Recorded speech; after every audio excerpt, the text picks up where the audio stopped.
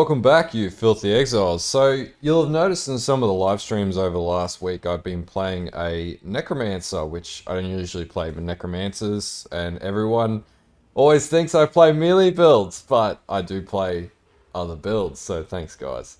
But anyway, so this Necromancer, a little bit different. Didn't want to play spectres, everyone plays spectres. Didn't want to play carrion golems, everyone plays carrion golems. Didn't want to play stone golems yet, even though I'll be converting this character to stone golem because I think that looks fun. This is actually pure zombies. As you can see, I've got these little zombos here. I've got 11 of them running around. And pretty much it's as simple as that. It's running level 29 zombies. And what I'm going to talk you through is how you do that. Now, DPS wise, looking at the tree, we have about 606,000 DPS per default attack and 549k per zombie slam, which is equated to times 11 6.6 million DPS, which doesn't sound like a lot, but this kills Sirus A9, this kills Uber Elder, as you would have seen in the teaser video. This kills Sirus easily, this kills pretty much everything. Now, are the zombies absolutely immortal? No. You'd probably lose like 3 zombies if they sit inside the Sirus beams for too long. Go away. Updates, you wrecked me last night and you are definitely not doing it again tonight.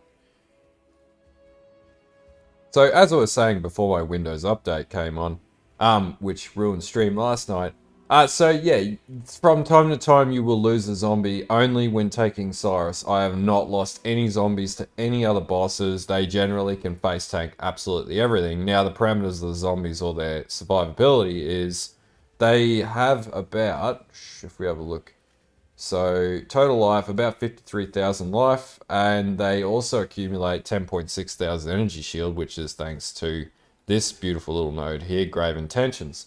But anyway, as really survivability wise, 6.4 thousand life leech and nearly 2,000 life regeneration per second. They're pretty fucking tanky. Now, can they be better? Probably, but for the purposes of this build, they're pretty bloody good at level 29. The only real improvements that I could make to get them beyond level 29 would be a +1 roll to all skill gems.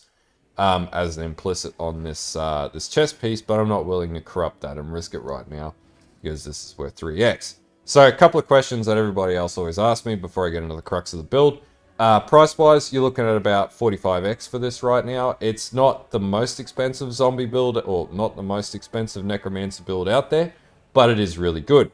Couple of other things you'll notice, I don't run 2 wands, I run a surrendered shield. That's because this is with flasking up an actual max block zombie build.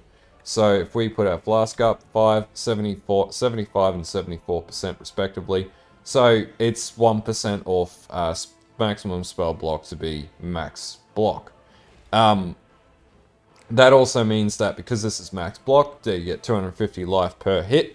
You also get 1500 armor per hit that you take, and on top of that, we also do Intimidate, which is in the tree here. That we intimidate enemies, and you'll notice that built into the POB as well. So from survivability wise, you can still get one hit Minotaur. If he comes up from under you, your block fails, you'll still die.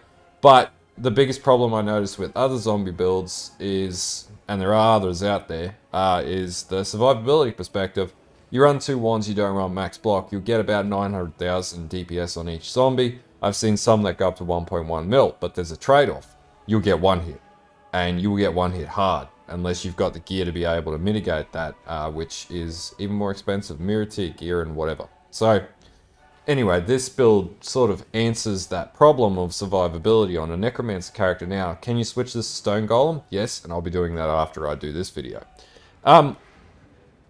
So yeah, anyway, that's the main crux of the build. It's, pretty standard. We'll talk about spectres, we'll talk about everything else in the build as we run through this. This build guide's a bit of a short cap build guide compared to the ones that I've put up in the past, just because we're at the end of the league and I'm just playing different builds.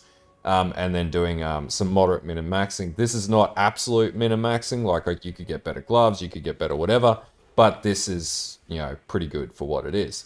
But anyway, let's get into the guide. All right, so gearing on this build, that'll be probably the first thing that we need to talk about. So there are some specific unique elements of this build that make it tick. Number one, if we just talk through the gear, it's probably the easiest way here, is we have a Baron Helm. So this is a strength stacking build, and you will need to get to, if I'm clicked in screen, you will need to get to over 1000 strength. And there's a few ways that we can do this. It's mainly through using jewels and skilled, mainly jewels and just tree allocations, and also gear. But one of the things that we need to do to be able to have a strength stacking zombie mancer build is a Baron. Now the reason for the Baron is pretty simple. You get damage dealt while your zombies leech back to you as life. This gives you an added defensive layer. Now already that you get while you're standing in one place, 746 life regeneration per second. Now I don't have the right roll on the boots. I would get the 2% life regeneration enchant on the boots, and then that's going to get you somewhere close to like 850, maybe 900. And then 2% damage leech as well, and 250 life gain on hit, as well as another 44 life gain on hit from your potentially 50 life gain on hit, so 300 life gain on hit when you block. This is some really good survivability layers. It keeps you alive in shit like Sirus and fights that get a bit hairy. It can fail from time to time, but it's pretty damn foolproof. I'm having no issues with leveling this character, and it's quite a lot of fun. As you guys have probably seen in stream or on the past videos, this character works quite well. So first item that you'll need in this build is a Baron Helm. Second thing, it does use a Surrender. Now this is a pretty cheap shield this league. Well, used to be cheap. It's about 1x. And it's used in a lot of melee builds, in particular Gladiator max block builds and things like that. It's just a perfect shield. So level 30 Reckoning, which will give you life on hit in this case, or life on block. Good health, good chance to block. It gets an extra 6% up to 30%, which helps you cap block out, and you get 1500 armor when you block. And because you max block, you're always going to be blocking. Now this does use glancing blows, and the armor does mitigate that physical damage that your attack block does take. But overall, really good shield to have, and one of the key uniques in this build. Further to that, the other key unique that you'll need is a Saqual's Nest. I'm pretty sure is how it's pronounced. Anyway, the reason why we need this is we need Aspect of the Avian also grants Avian's Might and Avian's Flight to enemies. What this means is as your Aspect of the Avian cycles through as Avian Flight and Avian Might, your minions will either be fast in Avian Flight and Avian Might, they'll do double damage, and it'll be an increased chance, and this is how we push our DPS up constantly. And it constantly cycles, as you can see here. This is incredibly strong, gives you great clear speed, gives you great bossing ability, it amps up your minions, it increases your minions' leech as well, and keeps them alive for longer. So, as far as chess pieces, this is by far one of the best. Now, you could get away with not using Avian's Aspect of the Avian. The problem then is you can get a really good chest piece. You could get, Astral Plate, great defenses on there, but your build's going to be a little slower and it's going to do a little less DPS. Depending on the plate that you use, you can get ones that, you can craft ones that give you increased aura effect, for example, which would affect Pride and other things like Dread Banner. But I wouldn't necessarily recommend that. That's a more expensive route to go. If you want a really good sort of piece of armor to be able to up your minions up, though, you could get +1 gem armor and things like that, which would still work. So it's entirely up to you. I went the direction of Saqual's Nest, but you can go either way. But going this direction obviously means that we have to make a compromise in the build, which I'll talk about very shortly. Outside of that, Convoking Wand. It's really important for this one that you get +1 to all minion skill gems and +1 to all spell skill gems. The reason why is this then buffs up the level of your raised zombies, which also gets buffed up from your Ascendancy. If you wanted to know how the raised zombie works, the Necromancer Ascendancy, which gives you +2 to all minion skill gems. And then on top of that, we're also running Empower. And then obviously our wand and our amulet, which we'll talk about next, gets us up to level 29 zombies with level 21 zombie gem. So basically, this is the go-to wand. Now, if you wanted to up this and get them to level 31, you could go double wand, rip off the shield, and just take the chance with survivability. They'll do about 900,000, 850, 900,000 DPS without having to get like insane jewels and things like that, which I've seen in other builds. These are about 6 to 8x each, these wands, I should note. So, you know, it's really a catch-22. If you want a better setup, you'll have to pay a little more X for the wand, but the wand isn't too bad. It's not too expensive. It's not a mirror tier wand by any chance, and they're quite common on the market to get. Now, ring-wise, I do have 2 unset rings. This is so I can fit in Desecrate and Flesh Offering. These are right now self-cast. I could not put this in a cast when damage taken setup because you can't use cast when damage taken, which I'll explain shortly, on this build, and it's because basically bone armor is a guard skill, so it completely nullifies the effect of Immortal Call, and they don't work well together. But you don't really need it anyway on this build. Anyway, so that's pretty much the ring setups. Now, rings, you're just targeting just straight flat strength and attributes. So you'll see I've got intelligence on my rings, I've got flat strength on my rings, and any resistances in life. That's pretty much all you need on your rings. Belt, literally same thing. Strength, attribute, percentage. Now, this belt, you might think, oh, this is crazy expensive. It's not actually expensive as you think. 102 strength, though it does not exist currently. If we remove the life, what we got? It is pretty expensive, actually. I got this for about like 4x at the time, though the market is sort of drying up at the moment.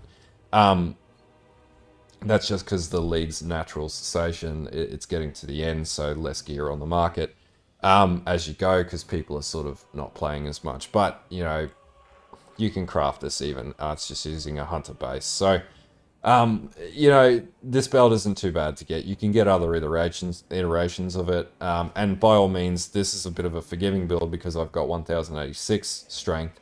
And you can get pretty good rolls on your belt. So you're just looking for a belt that gets you up past that strength cap, gives you some life, and gives you any resistance that you can get into it. That's basically it. Boots, again, same thing. Resistances, life, strength. Pretty much your target point and movement speed. Anything else you get on the boots is bonus. In my case, I have Chaos Resist on my boots. You may not get that on your boot. It's quite rare. It's hard to get. But don't stress, you can just flask away your problems with chaos damage anyway, so this build's pretty forgiving in that respect. And then gloves, obviously we have to have Aspect of the Avian, so I have really basic Aspect of the Avian strength gloves. These were like 50 chaos at the time. They're not as expensive as you think, but that being said, well, these are actually worth 2x because these are quite good. Well, they're worth 2x now. I got them for like 50 chaos. You can get way better gloves than this, but also not mandatory. If you're not going to run Sequel's Nest, you don't need to have these gloves with Aspect of the Avian. You can run it without, and what I would probably recommend when you're first starting out and building this build is not run an Aspect of the Avian iteration of it. Simply run a normal chest piece and a normal set of gloves and target to get that strength above 1000 first before you do anything else. I do have a pretty crappy roll of minion damage, but these minions do enough damage as it is, and I'll probably craft that off just because. But yeah, that's pretty much it for the gearing, at least at face value. We'll talk about the jewels or the gem setups next, and then we'll go into the tree and the jewel setups. Now, flask-wise, this does use a Quicksilver flask. Does use a Corrupted Blood immunity flask for health, but you don't really actually need that because we have Corrupted Blood immunity, and I'll show you where in the build. I do have a Amethyst flask for chaos resistance and armor flask, again with Corrupted Blood on it. You don't really need that. I do have a Rumi's concoction, so I can trigger and get to maximum block, as you can see here, 75 and 74. So we do get the maximum block. And we do have full shock avoidance, but that's not from our gearing, that's from our gem setups. And we'll go into that in the next section. Alright, I thought I'd go into the map room this time to talk through gem setups. But anyway, so gem setups on this build. Pretty straightforward. So on our helm, we're running a Ray Spectre setup. Now, we do run only a level 20 Ray Spectre gem. You could run a level 21 and get it to level 28 Spectres. I really don't care in this case because level 27 spectres are unkillable for any enemy, especially with the gems that we've got set up on here. So I've got minion life as well, which gives them crazy amounts of life. I've also got meat shield, which gives them crazy amounts of damage reduction, and also gives them the ability to taunt enemies away from me, which is another defensive layer. And I have my AG set up on this too. So I actually have a Divergent Animate Guardian. Now the reason why I have a Divergent Animate Guardian on this build is Divergent Animate Guardians get more health, and more health is good. So that fundamentally allows your AG to never die. And I will make this note, we'll talk about the AG in another section of this video, but my AG does not die. It has somewhere close to like 90,000 life. If we actually pull this open, we can see Spectre Animate Guardian. So it has 112,000 life and 23.4 thousand energy shield and 3,000 life per second regeneration, 3,600. There is nothing in this game that can kill this AG, and I'm pretty damn confident. I'll talk about that when I get to it. So I'm pretty confident in the setup for AG at this stage. Anyway, let's keep going. So chest piece, main skills that we've got here: Raise Zombie, Awaken Brutality. I know Awaken Gem, but this is the only Awaken Gem in this setup, at least for the zombies. Empower level 4. Now, you will need to get Empower level 3, which is like 50-60 Chaos, very start. And then get to Empower level 4, because these are actually 12 Exalt plus, 10 to 12 Exalt plus for these skill gems, and it's a corrupted level 4. But don't stress out if you don't have the currency. Level 3 is going to get you through in the very early days. Just means your zombies are a touch weaker by like 30 or 40,000 DPS per zombie. Multi-strike, I don't have Awaken multi-strike in this build. It's not practical for me to put up a build guide with a 50x gem in it, even though there is a bit of investment into this build. If you've got it, great. There's not even many on the market. There's such a rare drop. But just farm Sirus a shitload of times, honestly, and get it yourself if that's the case. If you're doing this build, you can farm Sirus. So, and maps, it's pretty quick. It's a minion builds are mindless, so it's pretty easy. Then increase critical damage support. So I played around with increased melee physical damage and a bunch of other different setups. Because these zombies actually they scale crit, increased crit damage actually gives you more DPS than if you use melee physical damage. So that actually works better off for this build. And the minions, you can't get the metric for how, or you can't get the stat for how minions crit, but these zombies seem to have no issues with critting from what I can see. They hit extremely hard because of it.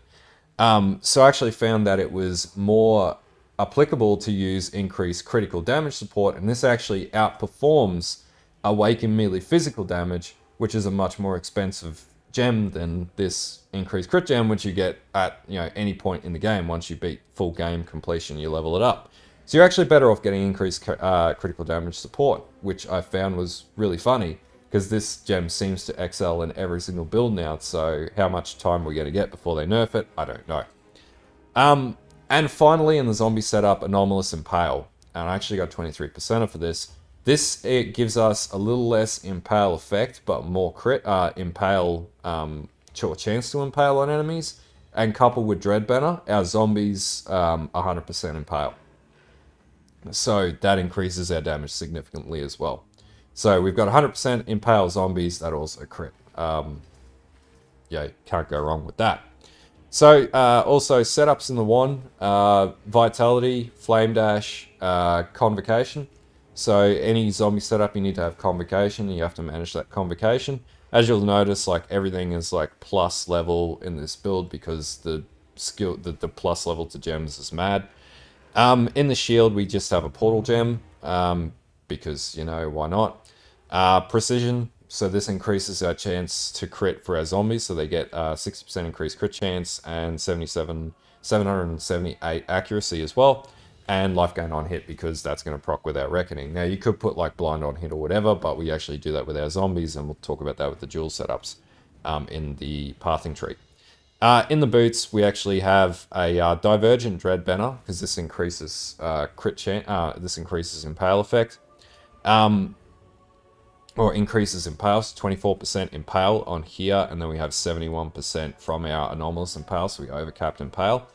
And then we also have Divergent Pride. The reason why we have Divergent Pride is when you increase the quality percentage on Divergent Pride, you actually get negative 2% physical damage reduction for enemies in the surrounding area. So you get a 2% physical damage increase potentially, or physical damage reduction. You know, it's based on compounding stat figures.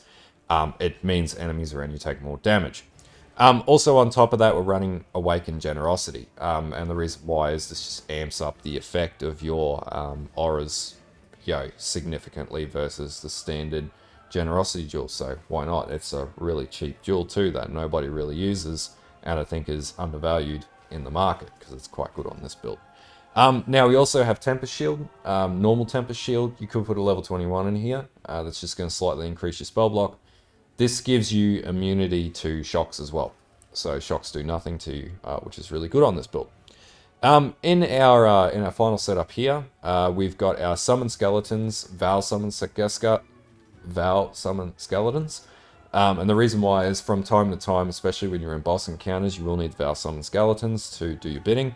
And then I also have my Carrion Golem, which is a level 21 Carrion Golem gem, which has +5 with all the modifiers on it. So it's a level 26 Carrion Golem. And that has maim, so that means that as a Carrion Golem runs around and hits enemies, it's maiming everything, which is why we have maim ticked on the tree, so the zombies are then proccing off of that maim. And then it also has Feeding Frenzy, because that means your zombies are aggressive unless you've got aggressiveness rolled onto your one, which I don't, it's too expensive. So Feeding Frenzy is good enough. Anyway, that's the main gem setups. I'll have all that in the POB, so you'll be able to see how it's all configured. But if you follow that, in the rings we have Flesh Offering and Desecrate as well, because we use that, as you can see here. So this will be all in the POB for you. So yeah, by all means, have a look and check it out. Alright, so before we go into the pathing tree, Pantheon-wise, we are running Soul of Solaris, and this is for single boss bossing ability, so we can like take on Sirus and things like that. And we also run Soul of Tukahama. This gives us the 2% increased regeneration while stationary and physical damage reduction as well, which occurs based on when you're stationary. So by all means, like, you could just sit near bosses and do nothing if you wanted to. Now, could you move this around and do different things with this? Absolutely. You could go Soul of Ugul, which would mean, Reflect would have less impact on your minions, but really just don't run Reflect maps. It's up to you. But yeah, anyway, that's the Pantheon, really simple stuff. Okay, pathing tree. This is the one that everyone wants to know how to do. Alright, so I spent a fair bit of time optimizing this pathing tree because I saw a lot of other builds and I was like, you had ones that had two large clusters and tried to do all this weird and wacky fancy shit and whatever, but this actually just works. And, you get to, like, was it 6.4, nearly 6.5, 6.3, 6.4 EHP, which isn't too bad. It's quite good on this build, and as you level this up further, it'll go up and up and up until you get up to, like, probably, 7,000 EHP. So anyway, so building setup. So basically, we'll come up here. We're definitely going to pick up Lord of the Dead first. It's one of the first things. This will give you +1 to raise zombies. We're not too worried about skeletons, but this is where the moneymaker is. Then we'll come across Heart and Soul. We'll grab Deep Wisdom. I use Grave Intentions. There are other builds that don't. I use Grave Intentions. The reason why is this gives you 20% of maximum life, as in their minion maximum life is gained as extra maximum energy shield, which is really good for zombies because zombies do have a shelf life, especially when they fight bosses like Sirus, for example. They also get a huge spike to chaos resistance. And the biggest problem with zombies is chaos resistance, and this deals with that. From here, we also get minions leech 1% of damage as life. This is a really important node to get because without this, the minions actually are quite unsustainable. While they might have a big life pool, they take too much damage, they can't get it back. And I found balancing this into the build was one of the best ways to get zombie survivability up. So further down, we're grabbing quick recovery in this node here. We're not grabbing any mastery cluster here because we pick all these up in other places. I do have an efficient training jewel in here. This gets our strength up. Now this is a corrupted blood cannot be inflicted on you implicit corrupt.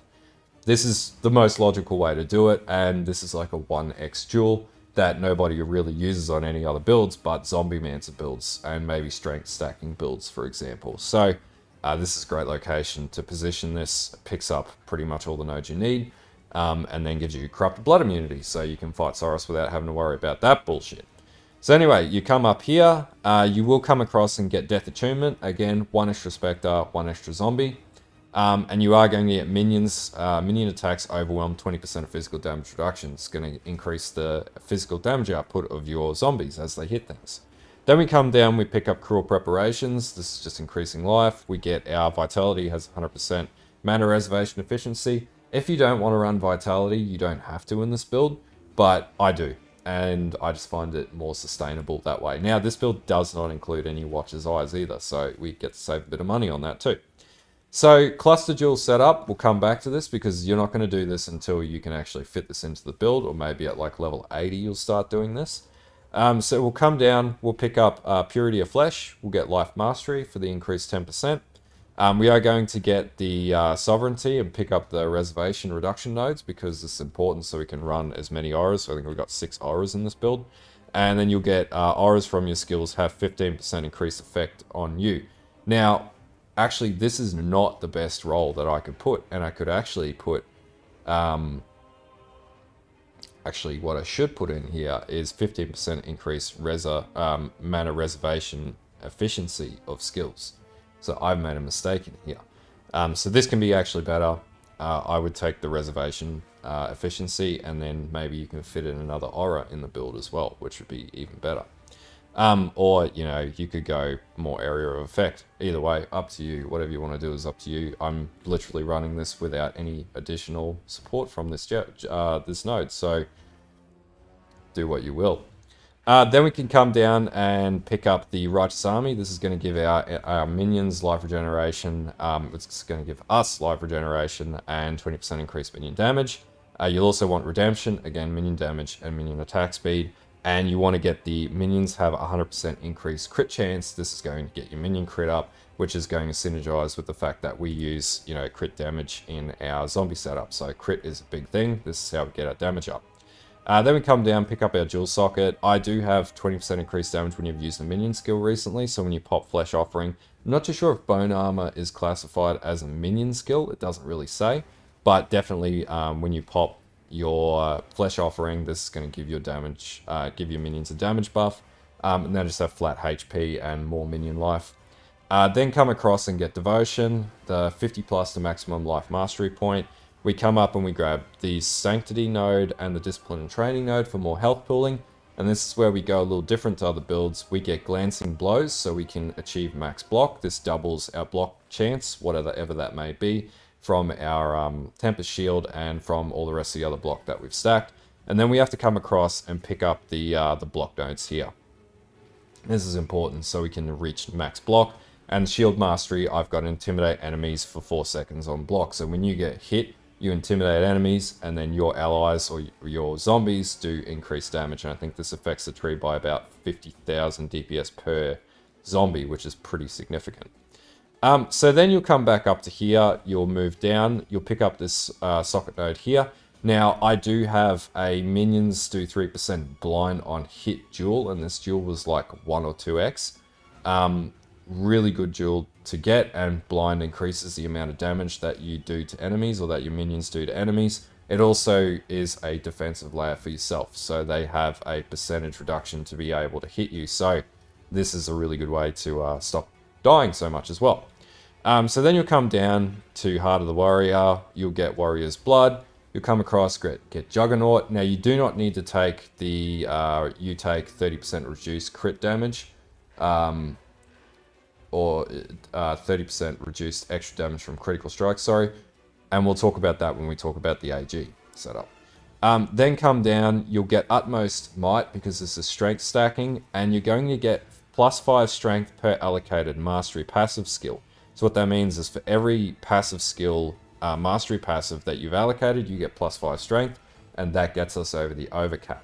Now, in the case that you've managed to deal with that problem and you're missing intelligence or dex, switch that out and use it to cap your intelligence or your dexterity to deal with your attribute problem that you might be running into. Or 5% increased attributes might work for you. These are some of the ways that you can get to strength stacking with this build and also achieve a lot more. The reason why I follow this pathing instead of this pathing is this does not hit as many health nodes as what this hits. This hits more health nodes, so this gets our health pooling up. Now, back up to our clusters. So we do use a large cluster jewel up here. We are running Vicious Bite, Renewal, and Feasting Fiends. Vicious Bite's really important in this build because 30% increased crit chance and 15% crit multi, which then synergizes again. I think it gives like 30 to 45% increased damage per zombie as well. 30 to 40,000 increased damage per zombie, DPS per second per zombie. And then we're running Dread March and Hulking Corpses, and I know no build you ever see what runs Hulking Corpses. This one fucking well does. So Dread March, increased chaos resistance to our minions, increased movement speed, physical damage reduction, 10% increased life. Not a bad node, really good for zombies. Hulking Corpses, 25% increased life to your zombies. So that gives them that huge chunk of life that they need to survive. And 5% chance to taunt enemies on hit as well. So you don't have to try and get taunt on a ghastly jewel, you can just get it in your tree. Is this the best jewel that you could use? Probably not. But it does increase the survivability of your zombies significantly and works good, really good for this build. Outside of that, Fortress Covenant, no brainer, gives you a minion's increased damage and some block chance. The reason why we socket it in the cluster jewel is, if you notice, instead any notable passives that are in the region will result in your minions taking an extra 20% damage. There's a bit of a break in this because the dual radius doesn't function when you put it into a cluster dual setup, which means that negative downside doesn't exist for this dual when you put it in this setup. As you can see, there's no radius on this dual, whereas if I was to switch this out, there would be a radius somewhere else here, like this. We also do the same thing with Quickening Covenant. So this speeds up our minions' attack speed and gives them spell suppression, but this would otherwise reduce their movement speed if we didn't have it socketed into this node. So we socket it into this node, and literally that means that dual has no negative downside for the build. And you'll notice most builds do this. Now, the last medium cluster that we're running in this dual setup is Renewal and Feasting Fiends. This is giving our minions more leech, and it gives our minions a chance to do double damage. Now, as we level up further, we're going to take the double damage nodes down here. That's pretty much it. This is a level 94 tree, by the way, so yeah. Now, Ascendancy setup. You're always going to get Commander of Darkness first. This is going to give you res capping and also increased minion damage.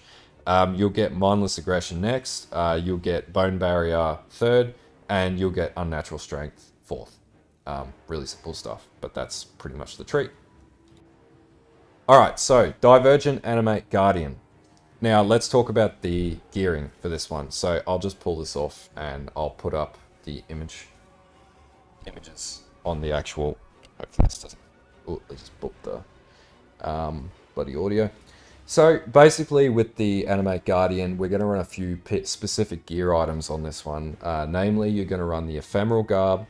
This is going to give you the ability to mitigate the damage from critical strikes. You're going to run a Kingmaker. And that's how I have Passive Fortify on all of my minions here that you'll see. And for anyone who hasn't played minion builds, that's pretty much how you do it. It also gives you Culling Strike and increased critical chance as well, which affects your minions.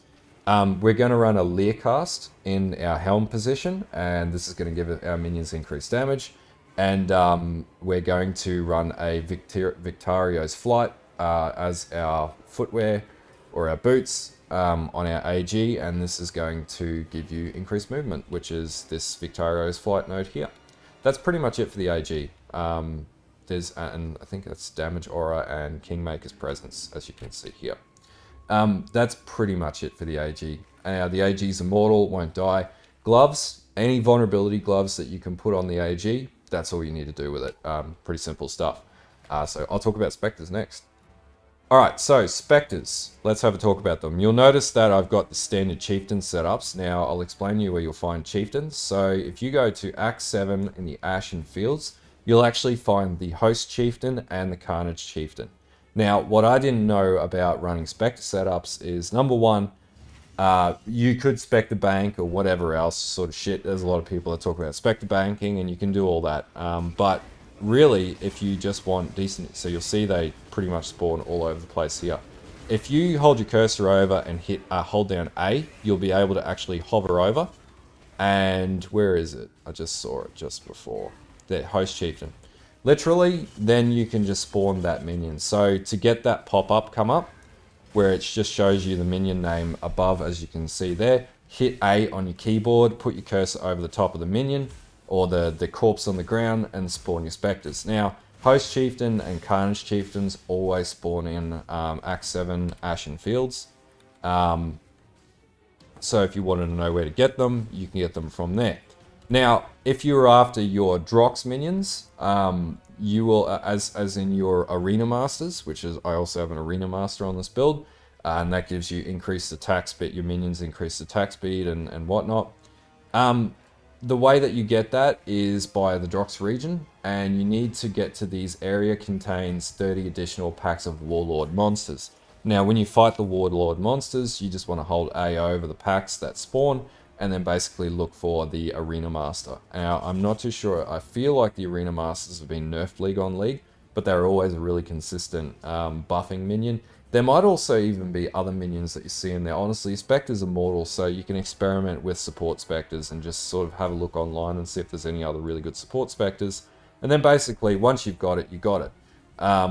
That's the way to get it yourself. If you want to do it the even easier way with like the Arena Masters, you could go on to the global channel and have a look for it.